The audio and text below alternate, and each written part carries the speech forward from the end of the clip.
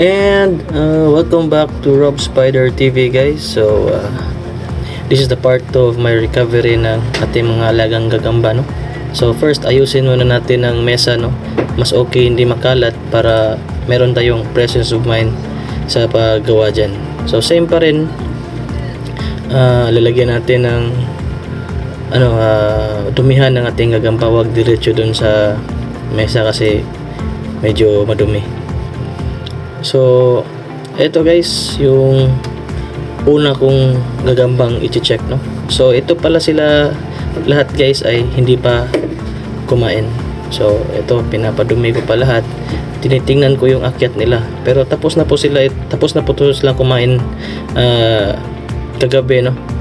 So pangatlong kain na to ng gagamba. So every 12 hours pala ako nagpapakain, guys. Sinasanay ko sila every 12 hours kahit paunti-unti lang. So gradual yung pagpakain ko ng gagamba para hindi sila mabigla sa pag-stretch ng kanilang tiyan. Iwas stress din kasi yan eh. So yan, ginagradual ko.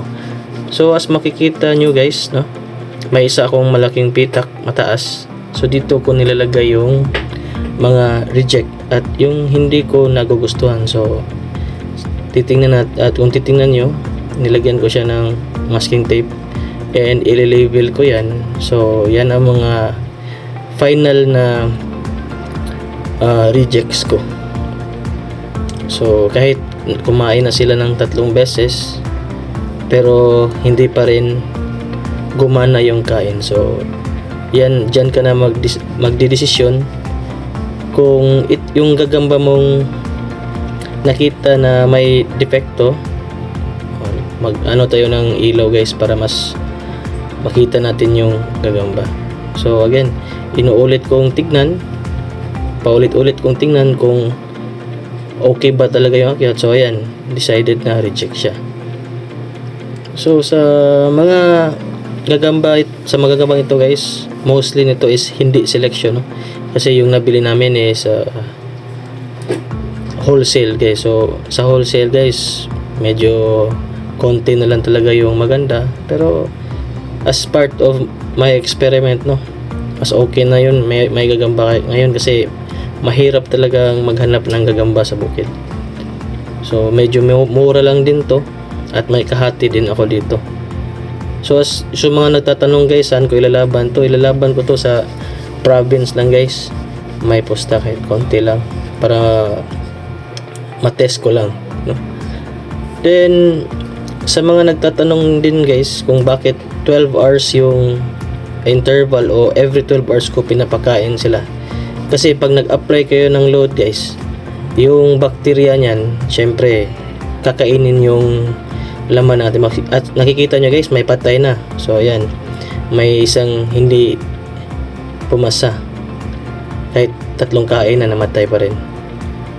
So ayan, guys, no, pag ako yung nagpakain is every 12 hours para hindi talaga sila mag-overdose. O yung bawing-bawi yung kain talaga nila. As you can see, makikita nyo, mabilis yung iba at may mahina din. Kaya dadaan tayo sa segregation or selection, no?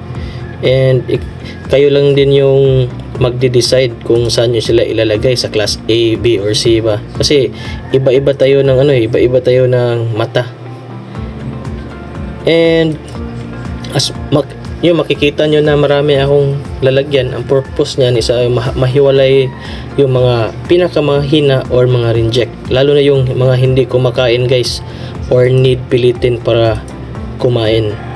So yung mga medyo need natin pilitin kumain, yan ang mga gagambang mga 99% o 90% tatalon talaga yan, or mas madali silang mag-collapse. Gaya nitong gagambang to, makikita nyo basag na basag yung lakad niya, no? At pangit pa yung akyat. So matik yan. Wag nyo na ipilit, automatic reject na yan. Baka sabihin yung hindi pumalo yung ginamit nyong agimat. So bago kayo ano sa mga G-load boosters nyo, dapat dumaan din kayo muna sa recovery and selection, no? Dito kasi yan lahat nagsisimula, guys. Kasi pag hindi kayo dumaan dito, talagang mahihirapan kayo. At least nasa mga 80% total nito lahat. So yung load natin is 20 or 10% lang. Support lang kasi yan, eh. So ayan, may hindi na makalakad. So ayan, andun na sa reject yan. So again, yung mga pita ko is tatlo, no? So yung pinakamahina o reject at hindi kumakain or need pilitin para kumain, so automatic mga rejects yan. At kung maganda naman akyat niya at hindi siya gano'ng kabilis, so ilalagay mo siya dun sa pitak mo na medyo sakto-sakto lang. At may isang pitak ka na andun lahat, akyat, bilis, natutulog pag hinipo, at hindi siya pinipilit, no, para kumain. So yun, guys, after nila dumi at akyat baba sa stick kahit mga 3 beses lang, para makita mo talaga kung saan mo siya ipapasok na pitak. Depende yan sa mata mo, kasi mata mo ang magdedesisyon. Ito mga inalagaan ko, guys, once again ibibigay ko sa kapatid at insan ko para may gagamba sila.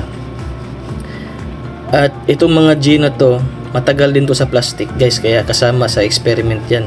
So medyo bahaw kung ating tawagin, no? Kaya medyo ginawa kong 2 araw yung recovery nila. So mga 4 muna nga kain at 4 na tubig muna bago ko sila i-pointing. So out of mga yung, guys, mga 30 spiders to, no? Mga 30 spiders to sila lahat. At makikita nyo medyo kakainin talaga ang oras nyo sa pag select ng gagamba, lalo na pag marami. Uubusin talaga, kasi titignan nyo kasi lahat yan. Ayan, no? So again, guys, out of mga 30 spiders, no, yung nakikita ko na pwedeng isabak talaga, mga nasa mga 10 lang siguro. At may nakuha akong 2 super na pang derby sa out of 30 na wholesale sa spider. At itong gagamba to is galing sa Camotes Island. So medyo malayo din. Subukan natin kung maganda ba yung mga winning lines nila doon, no? So balik tayo, guys. Itong mga gagamban to is wala pa tong kain, ha. So ito yung ginagawa ko bago magpakain ng ating gagamba. So yung next na video natin, guys, is yung first pointing niya and yung first boxer ng ating gagamba, at kung paano ko sila yung style sa pagpakain. So guys, sa mga baguhan dyan, talagang para sa mga baguhan tong video na to, hindi sa mga professional, ha. So sinishare ko lang yung knowledge ko and experience kung paano mag-alaga ng gagamba, kasi maraming nagtatanong kung paano tayo mag-select ng gagamba. So ito na yun, no? Ito yung first na ginagawa ko bago mag-select ng entry. Kasi makikita natin yan, makikita natin yung galaw ng gagamba, nasa ano na yan, sa pag-pointing. So kung papasa yung gagamba mo dito sa screening na to, sa first and second day ng recovery natin, is syempre maganda na yan kung lalagyan ng load. Mas lalo pa silang magiging malakas. Kasi pag idiretso natin, baka sa huli mo na malalaman ang hina pala. So pag tumalon siya dun sa derby o tournament na sasalihan mo, yan ang tinatawag na patay tayo dyan. So once again, guys, out of 30 spiders, 2 yung reject, 2 yung patay, and may mga nakuha akong mga konting selection at hindi selection, at 2 pang derby. So okay na to. Kasi mahirap talaga maghanap ng gagamba. And sa night vlog hunt ko, ang hirap nga eh. Ilan lang yung nakuha namin. So okay guys, sana may natutunan kayo sa mga vlogs ko.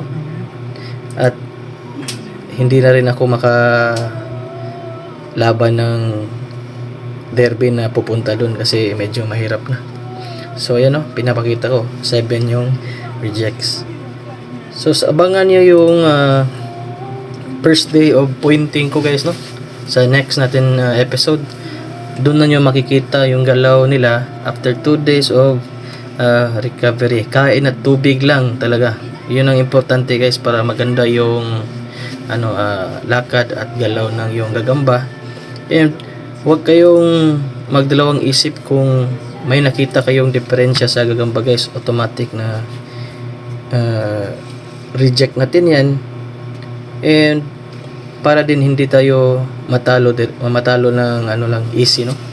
So once na nakita mo may konting diferensya, so i-reject mo na lang, kaysa lalo na pag ikaw yung handler tapos pinipilit mo kasi maganda yung kulay, then